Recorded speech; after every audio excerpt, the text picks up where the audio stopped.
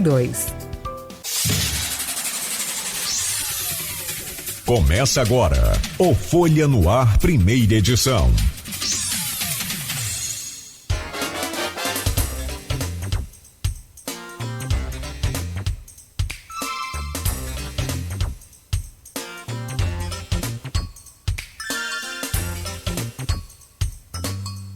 Você está sintonizado na Folha FM 98,3, a rádio que toca você. E que nesse momento toca virtualmente só. Ninguém toca em ninguém, por favor, muito cuidado. Hoje é terça, dia 21 de março de 2020, são 7 horas e 6 minutos. Bom dia a todos os ouvintes da Folha FM chegando agora. Eu sou Marco Antônio Rodrigues. Começamos o Folha no Ar, primeira edição, oferecimento Laboratórios Plínio Bacelar e Clínica Proteus. Vamos aos principais assuntos e manchetes do site Folha 1 e do jornal Folha da Manhã, mas antes, previsão para hoje. Tempo nublado, máxima prevista para 26 graus e mínima de 18. No momento, no centro da cidade, 21 graus.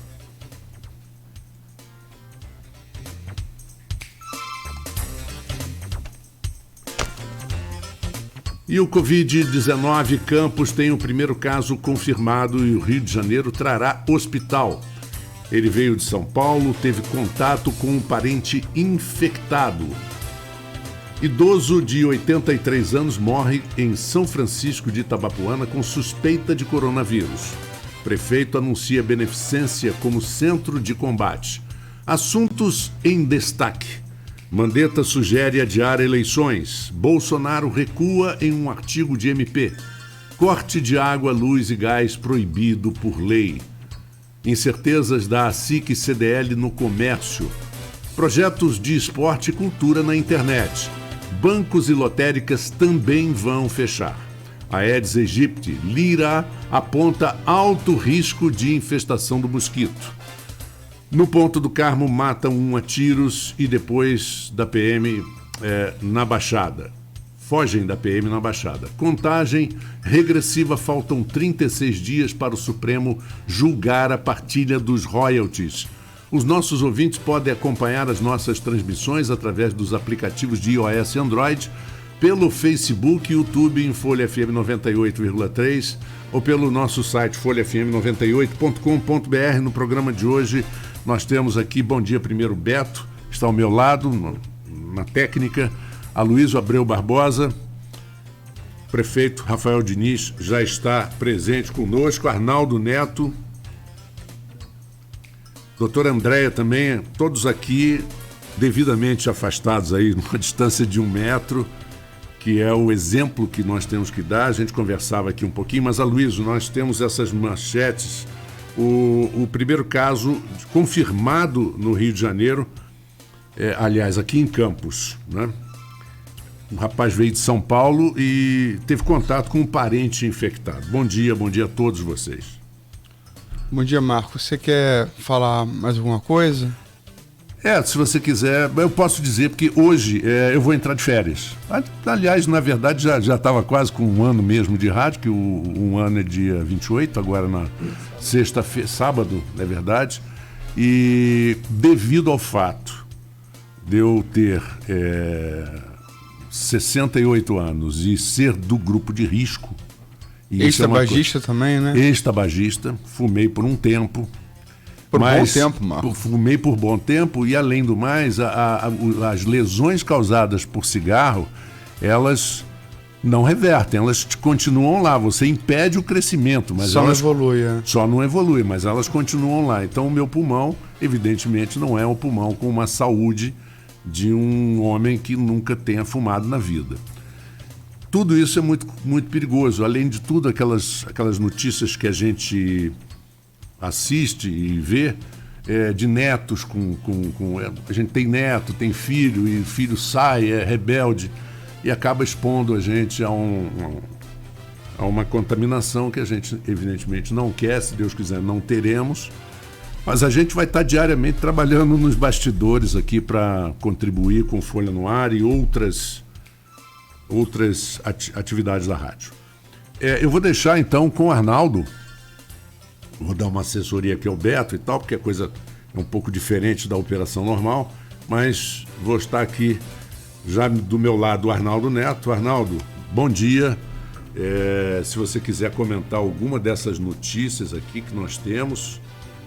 Não, Marco, a gente vai começar direto pro vamos no intervalo? Então vamos começar na entrevista. Vamos. Até porque muitos assuntos aqui vão ser pautas na entrevista. Vamos começar direto na entrevista. Exato. Então vocês vão ter mais ou menos o tempo todo até as 9 para conversar. Não, acho que pode fazer o bloco de intervalo, mas vamos começar direto perguntando, porque o tempo todo mundo aqui é exíguo no combate da Covid-19. Bom dia, prefeito. Bom dia, chefe de vigilância, Andréia. Primeira coisa, Campos teve... O jornal de terça-feira, como a gente não sai na segunda, ele é sempre acumulado de notícias do domingo e da segunda, né? Então tem aqui N notícias. As mais importantes são o primeiro caso confirmado de coronavírus, né? O Rafael gravou um vídeo no final da noite de ontem que foi confirmado também pelo Lucem, né? Pelo laboratório oficial do governo do estado. Vamos falar desse caso primeiro. Quer dizer, é um caso suspeito que teve o tempo inteiro em quarentena familiar. Ele voltou a Campos no dia 13, manifestou algum quadro no dia 15.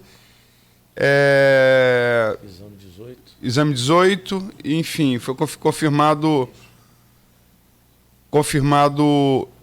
Gente, depois vocês passam isso, pelo amor de Deus, que está atrapalhando a gente aqui. E no dia 18 foi feito o exame, saiu o resultado hoje, né? E foi confirmado. Quer dizer, qual é o perfil desse caso? Ele tem isolamento, ele teve contato, teve contato com alguém da família lá infectado, São Paulo. Mas ele teve contato com quem aqui da família? Ou fora do círculo familiar? Bom dia. Bom dia, Luísio. Bom dia, doutora Andréia. Bom dia, Marco Antônio, Arnaldo, Beto, a todos os ouvintes do Folha no Ar, primeira edição. Apesar de todo esse difícil momento que o mundo vem vivendo, é um prazer estar aqui. Até porque uma das palavras-chave nesse momento é informação clara, informação verdadeira. Então, a oportunidade de estar ocupando o meio de comunicação responsável como o Grupo Folha nos oportuniza dialogar diretamente com a população. Como a doutora Andréia é técnica, ela vai explicar muito melhor, por óbvio. A gente tem esse compromisso sempre de eu estar explicando, mas sempre ao lado dela para garantir, né, as informações técnicas mais claras e corretas possíveis, como o Aloysio bem colocou. Esse paciente voltou, né, ele é de Campos, ele foi a São Paulo, participou de um congresso, de um seminário. Amparo, a cidade, né? Isso, na cidade de Amparo, numa convenção. Quando ele retornou, né, ele já percebeu alguns sintomas e buscou, né, a doutora Andréia, buscou a nossa vigilância em saúde, e dali já foi encaminhado para a quarentena familiar, né, para chamado isolamento social, e de imediato, né, logo depois, no dia 18, ele já fez o teste, que só agora veio confirmar o positivo. Ele ficou desde aquele momento em quarentena, em isolamento social, e o único parente com quem ele teve contato também entrou em quarentena social, em quarentena, isolamento social, e já está sendo testado agora nos próximos dias, para a gente poder acompanhar. É importante deixar claro, né, para não criar pânico, ele não está em estado grave, o estado dele, ele apresenta um quadro estável, não apresenta sintomas graves, ele se encontra em quarentena, na sua casa, na sua residência. Acho importante essa informação para evitar qualquer tipo de informação falsa, que ele esteja internado ou em caso grave, ou em quadro grave. Então ele está, sim, num quadro estável e em quarentena familiar. Além desse caso, você tem 14... Quer falar? Caso, sim. Vamos lá. Bom dia, senhores. Bom dia, ouvintes da Folha. Completando o que o prefeito acabou de falar, dados mais técnicos, é um paciente que foi a uma convenção em uma cidade de São Paulo. Nessa convenção estavam mais ou menos 90 pessoas de todo o Brasil. Então, lógico que... Quantas pessoas? 90?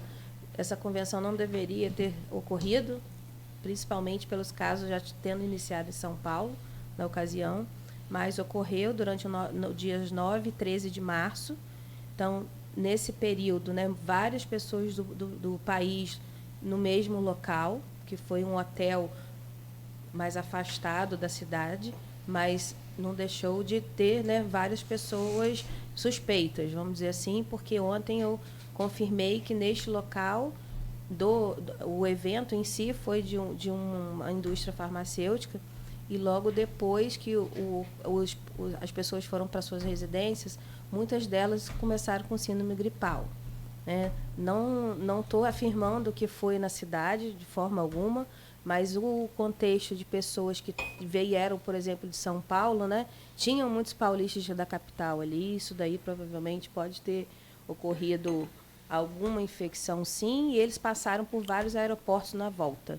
Então, a gente não pode estimar onde foi o que ocorreu a infecção, mas que, de qualquer maneira, é um caso que é importado, que não é da nossa cidade, e que logo assim que ele chegou, me ligou, porque eu conheço, ficou desconfiado, porque tinham muitas pessoas gripadas no ambiente, e eu o solicitei para começar o isolamento mesmo antes dos sintomas aparecerem. Então, quando os sintomas apareceram dia 15, ele já estava em isolamento domiciliar. Solicitamos a prova, né, do teste, que a gente fala que é um teste de biologia molecular, agora que a Anvisa liberou o 11º kit, né, rápido. Então, na época, nem tinha kit rápido. Foi um exame de PCR, que é um PCR de laboratório particular, que foi do XY do Beda, que é um laboratório de referência aqui na nossa região.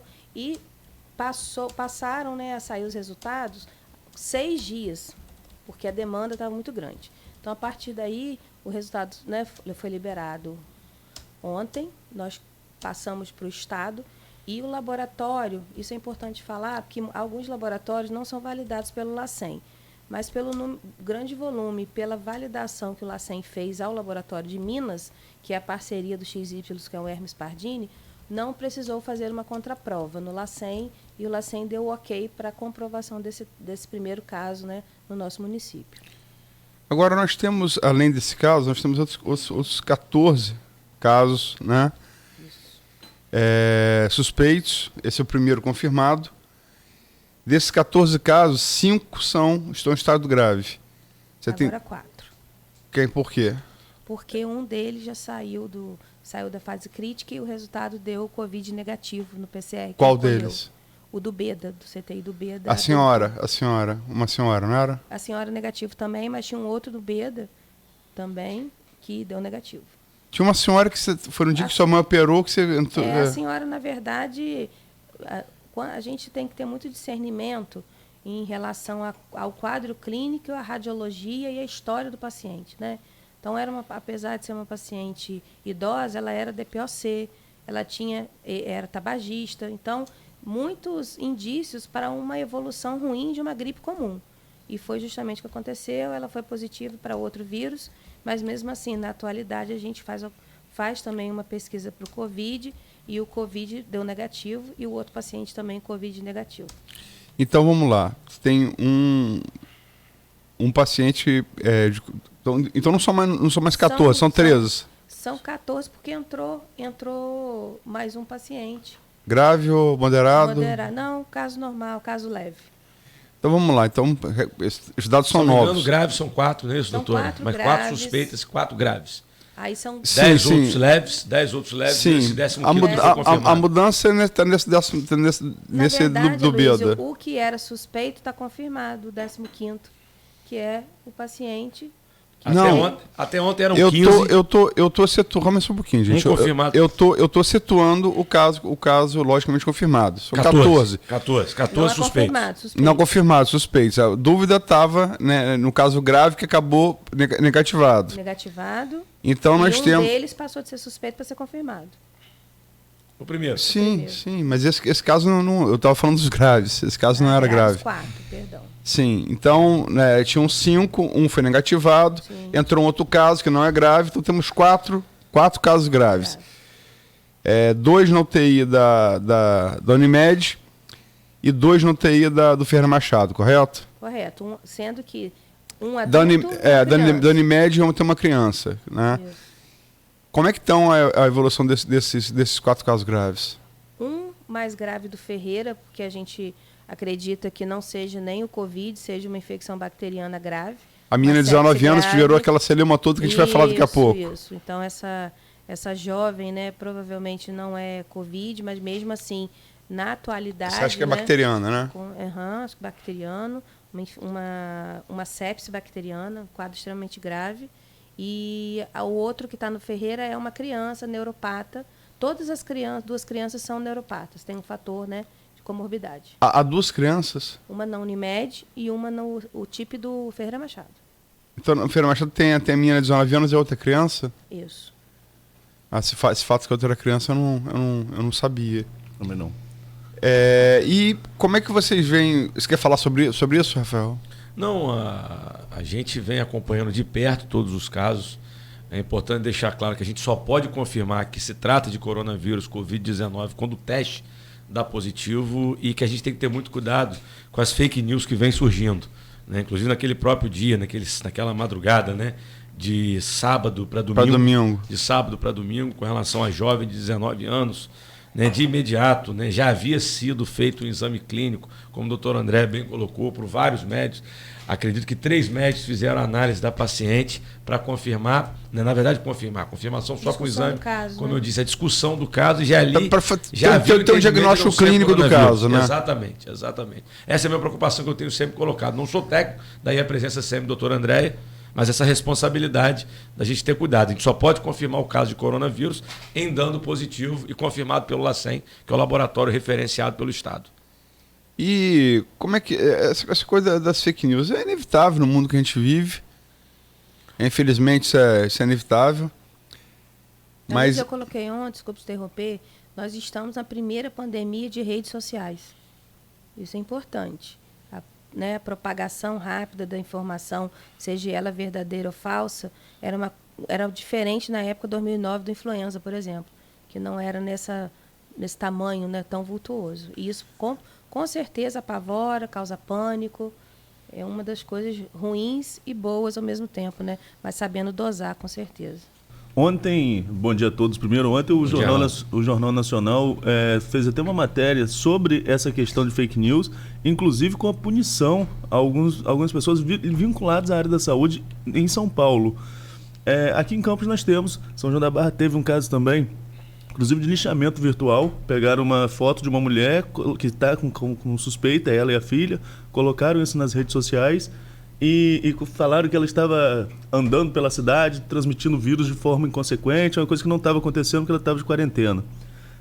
A Prefeitura, de maneira geral, a Secretaria de Saúde, pode tomar providências nesse sentido, como em São Paulo, que se buscou, acionou a Justiça para tentar acabar com essa onda de fake news? Bom, Arnaldo, bom dia mais uma vez, né? Ontem a gente fez uma reunião, no final da tarde, com todas as forças de segurança, né, que estão no município, sejam elas municipais, estaduais e também federais, PRF, Polícia Militar, Corpo de Bombeiro, Polícia Civil, juntamente também, né, com os órgãos municipais, Secretaria Municipal de Segurança, Guarda Civil Municipal, Postura, aí estava presente Postura, PROCON, Defesa Civil e também com o Ministério Público Estadual, que responde, né, pela parte da segurança, doutor Marcelo Lessa, doutor Fabiano Rangel. E um dos temas que nós discutimos lá foi esse: o Ministério Público colocou desta forma, a Polícia Civil colocou desta forma, que a punição que tiver, né, que acontecer, vai acontecer nesse momento, que a gente tem que evitar o pânico. Então as pessoas serão sim responsabilizadas, não apenas aquelas que disseminarem, né, as chamadas fake news, mas aquelas também que promoverem, né, eventos quando não podem promover, que estiverem abrindo os comércios que não podem abrir. A Polícia Civil, a Polícia Militar, o Ministério Público já estão atentos e atuando firmemente nessa questão, uma vez que a gente editou o decreto na semana passada, né, com relação ao fechamento do comércio. Infelizmente, muitos não compreenderam, a fiscalização está sendo constante. A partir da quinta-feira passada, iniciou-se com um processo de conscientização e agora coibindo efetivamente a abertura desse comércio. Por isso que ontem a gente editou um novo decreto, endurecendo as medidas para poder cobrar que as pessoas efetivamente fechem suas portas e o comércio, e ontem reafirmando o compromisso da Polícia Civil, da Polícia Militar e do Ministério Público Estadual em endurecer junto do município todas essas cobranças e, consequentemente, repetindo e respondendo a sua pergunta, endurecendo também com relação às pessoas que propagam as notícias falsas. A gente teve, a Arnaldo citou o exemplo da mãe da filha de São João da Barra, teve um exemplo por causa de disputa política entre pré-candidato e vereador em Ururaí, que é um distrito que sempre se discute, de poder eleger um, porque tem voto para isso, mas eles racham entre eles e nunca elegem ninguém. O adversário político de um candidato citou o nome de uma pessoa real e gerou um problema. E fizeram uma fake news como se fosse de uma co-irmã, a 97. Isso. Eu me lembro que o Ronaldinho Pereira me ligou muito chateado, que eu saúdo, o dono do 97, pedindo para que a gente esclarecesse. Você teve também o caso, e essa das que eu fiquei sabendo, deve ter tudo mais, no Farol de Santo Tomé, que dois casais, um deles filho de um ex-vereador, estava fazendo quarentena para voltar de uma viagem exterior, que também gerou um problema muito grande. Rafael sabe de quem eu estou falando. Tudo isso. Você teve de sexta, porque ele está falando de sábado para domingo, não foi sábado para domingo, né? Sábado para domingo. Eu acho o seguinte, minha opinião. O médico tem todo o direito de brigar por API. E, logicamente, que o poder público vai dizer que cede, o médico vai dizer que... Enfim, faz parte, é briga de classe.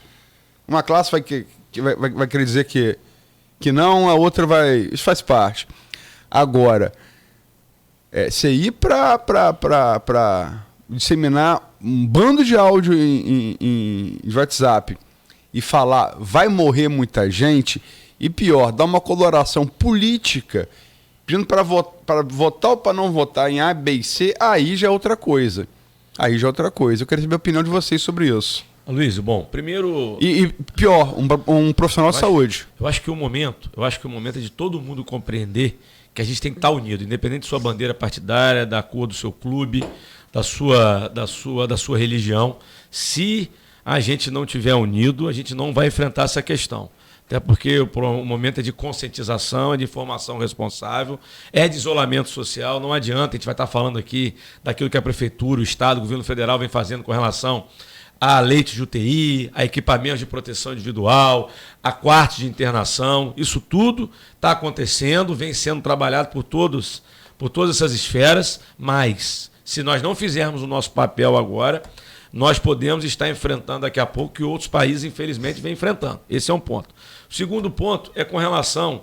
Não vai importar daqui a pouco de qual grupo político você seja, não vai importar daqui a pouco, porque você pode ver pessoas morrendo perto de você se você não fizer a sua parte. Se isso pode vir a acontecer, o que minimamente se exige de um ser humano é que agora não é momento dessa política partidária, agora não é momento dessa política de revanchismo do quanto pior, melhor. Ou a gente entende aquilo que o mundo está avisando para a gente desde antes, que se a gente não trabalhar conjuntamente, o caos vai acontecer no nosso país, a gente não precisa estar aqui agora. Então a gente precisa se conscientizar, da responsabilidade de cada cidadão, seja aquele que nesse momento ocupa um cargo de autoridade pública, seja aquele que é delegado, que é bombeiro, que é policial, que é um profissional da saúde, que é um profissional extremamente importante nesse momento, um simples cidadão. Se todo mundo não se conscientizar que tem que fazer sua parte, e minimamente a responsabilidade de não passar informações falsas, eu acho que a gente vai estar enfrentando uma situação muito pior lá na frente. Queria começar por aí. Com relação ao profissional da saúde, ao profissional médico, né?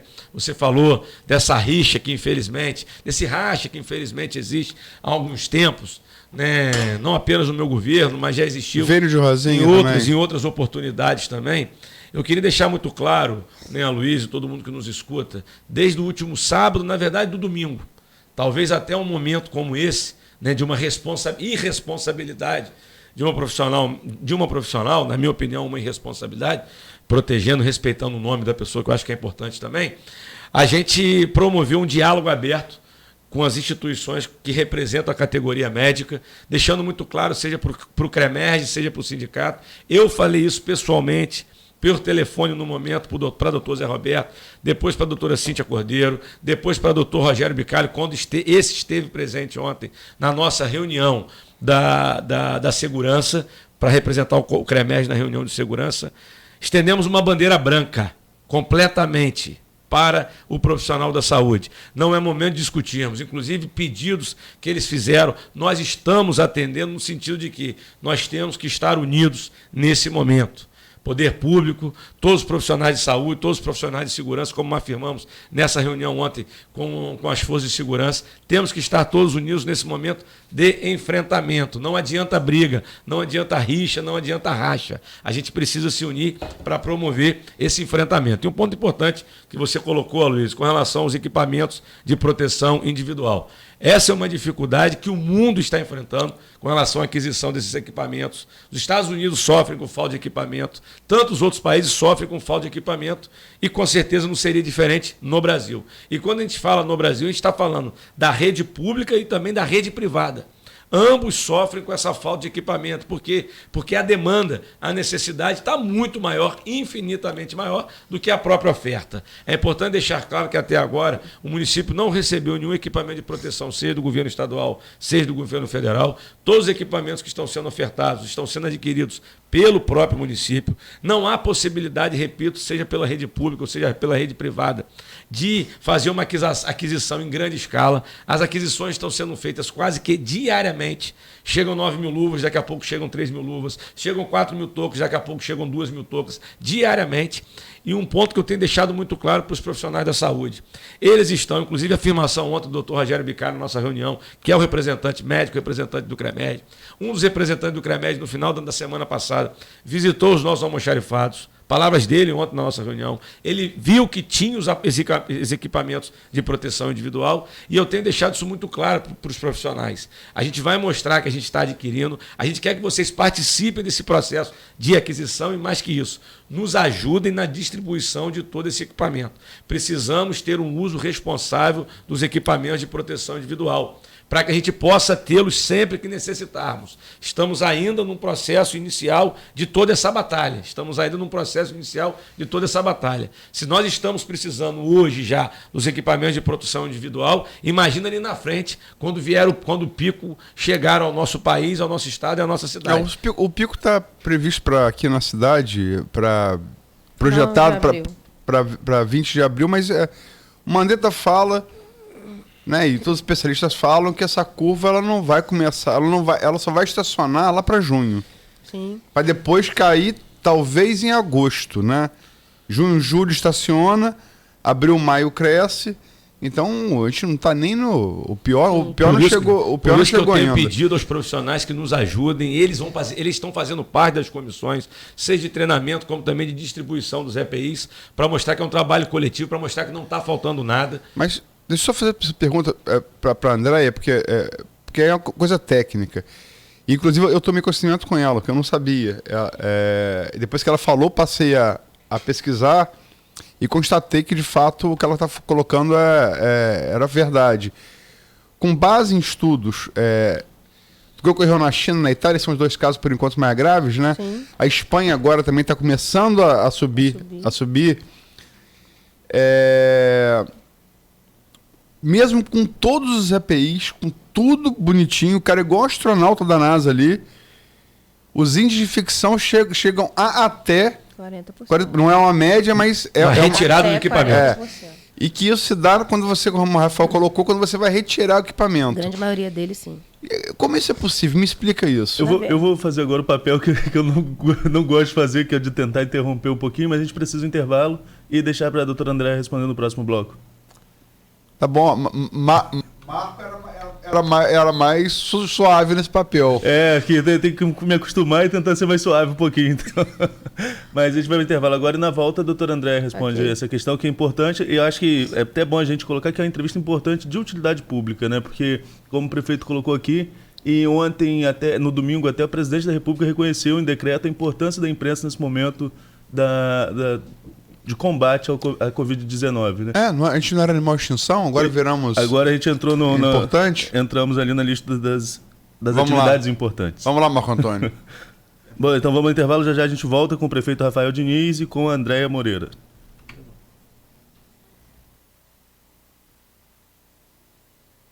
A Proteus, moderna empresa especializada em medicina e segurança do trabalho, está preparada para atender e implantar as necessidades de saúde e segurança do trabalho e do e-social na sua empresa. Acesse proteusmedicinadotrabalho.com.br ou ligue 2725-0878 e conheça todas as soluções inteligentes que oferecemos. Proteus, qualidade reconhecida e certificada ISO 9001-2015.